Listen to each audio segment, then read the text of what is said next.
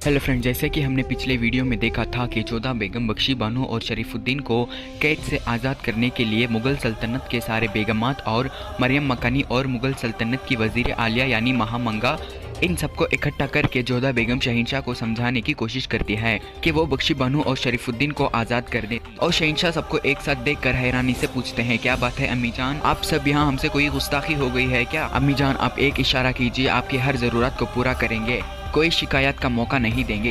ये सुनकर मरियम मकानी कहती है, हम सबकी तमाम ज़रूरतें तुम आज तक पूरी करते आ रहे हो जलाल।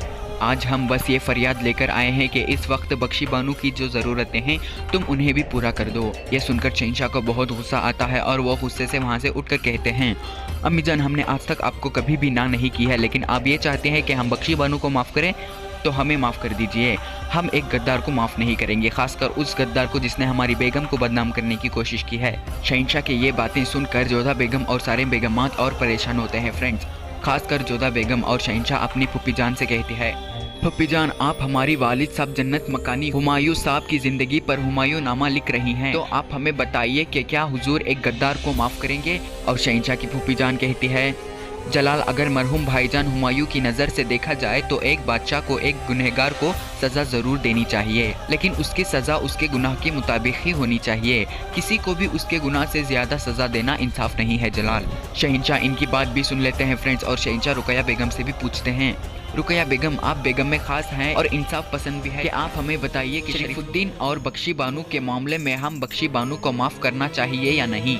रुकैया बेगम कहती है, इंसाफ करना आपके हक में है जलाल। हम मानते हैं कि बख्शी बानो ने जो किया वो ठीक नहीं था, लेकिन ये तय है कि उनके ज़हीन में आपको नुकसान पहुंचाने की बात हरगिज़ नहीं थी जलाल। शहंशाह रुकैया बेगम की बात भी सुनते हैं फ्रेंड्स और शहंशाह सलीमा बेगम से भी कहते हैं गुस्से से, सलीमा बेगम, आप क्यों चुप है? आप भी बता दीजिए कि आपकी क्या राय है। कह दीजिए कि एक गद्दार को सज़ा देने का हमारा फैसला गलत है। कह दीजिए कि हमें बख्शी बानो को माफ़ कर देना चाहिए। कह दीजिए कि एक गद्दार की वजह से, क्योंकि वो हमारी बहन है, इसीलिए हम मुग़ल कानून को बदल देना चाहिए।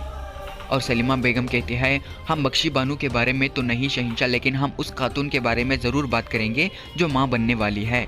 इस वक्त एक औरत को अपनों की सबसे ज़्यादा ज़रूरत होती है। शायद एक शहंशाह होने के नाते आपको बख्शी बानो को माफ़ करना गलत लगे, लेकिन ज़रा एक भाई होने के नाते सोचकर देखिए। आप खुद सोचिए कि शहंशाह, गलती हर इंसान से होती है और हर इंसान को दूसरा मौका पाने का हक है। और शहंशाह सब कुछ सुन रहे होते हैं फ्रेंड्स, लेकिन फिर भी सब कुछ सुनने के बावजूद भी फ्रेंड्स शहंशाह कहते हैं, हमने आप सबकी बात सुनी और हम कहना चाहेंगे कि अभी भी हमारा वही फैसला है अम्मी जान। ये सुनकर फिर से सब लोग बहुत उदास होते हैं फ्रेंड्स और बहुत परेशान भी, खासकर जोधा बेगम फ्रेंड्स, क्योंकि सारी मेहनत के पीछे जोधा बेगम का ही हाथ था। और मरियम मकानी कहती है, लेकिन जलाल, बख्शी बानो आपकी बहन है, उसे इस वक्त तुम्हारी हमारी हम सबकी बेहद जरूरत है। और शहंशाह कहते हैं, अम्मी जान, हमने ये फैसला एक शहंशाह बनकर किया है। शहंशाह बोल ही रहे थे कि महामंगा शहंशाह की बातें सुनकर कहती है, माफ कीजिएगा जलाल, हम कुछ कहना चाहेंगे। मानते हैं कि बख्शी बानो ने जो किया बहुत गलत था, लेकिन बख्शी बानो के इस वक्त जो भी हालात हैं उसमें उनके साथ इस तरह का कड़ा सलूक करना गलत ही होगा जलाल। कहीं ऐसा ना हो हमारे इस कड़े रवैये से, हमारे इस कड़े सलूक से बख्शी बानो कुछ गलत कदम उठाने पर मजबूर ना हो जाए। लेकिन शहंशाह महामंगा से भी कह देते हैं, बड़ी अम्मी जान, ये एक शहंशाह का फैसला है, चाहे कुछ भी हो ये कानून नहीं बदलेगा। और रुकैया बेगम फिर से कहती हैं, हमें लगता है कि यहाँ पर आने से पहले आप सब कुछ तय कर चुके हैं कि आपका फैसला क्या है।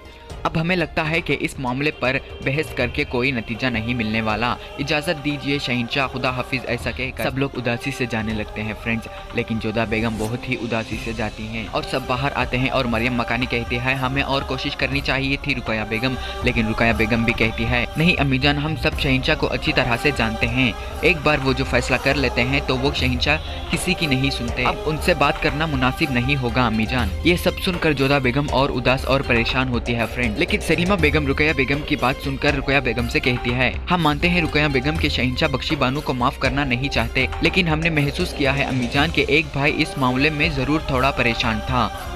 और महामंगा कहती है, माफ कीजिएगा बेगम सलीमा, लेकिन जलाल के पास दिल ही नहीं है, वो अपना फैसला कभी भी दिल से नहीं लेते।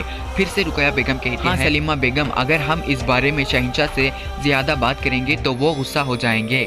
और यहाँ जोधा बेगम का दिल नहीं मान रहा होता है फ्रेंड्स, और जोधा बेगम कहती है अम्मी जान आप लोग जाइए, हमारा मन नहीं मान रहा है, हमें ऐसा लग रहा है कि हमें एक और प्रयास करना चाहिए। और महामंगा कहती है बेगम जोधा आपने भी देखा, हमने भी देखा और हम सब ने एक साथ सुना भी, शहंशाह ने क्या कहा। जब शहंशाह ने मल्लिकाए आजम की बात को ठुकरा दिया, उनकी दरख्वास्त को ठुकरा दिया, इसीलिए हमें लगता है कि आपके वहाँ जाने से, बात करने से कोई फायदा होगा। और रुकैया बेगम कहती है शायद जोधा बेगम को लगता है कि शहंशाह को इनकी बातों का हमारे बातों से ज्यादा असर होगा महामंगा। और जोधा बेगम कहती है ऐसी बात नहीं है रुकैया बेगम, अभी तक हमने सिर्फ शहंशाह से बात की है, परंतु अब हम एक भाई से बात करने का प्रयास करेंगे अम्मी जान। ऐसा कहकर जोधा बेगम शहंशाह से मिलने के लिए आती हैं। फ्रेंड्स आगे के एपिसोड हम आने वाले वीडियोस में देखेंगे। अगर ये वीडियो आपको अच्छी लगी हो तो प्लीज़ वीडियो को लाइक करें और हो सके तो इस चैनल को सब्सक्राइब भी करें।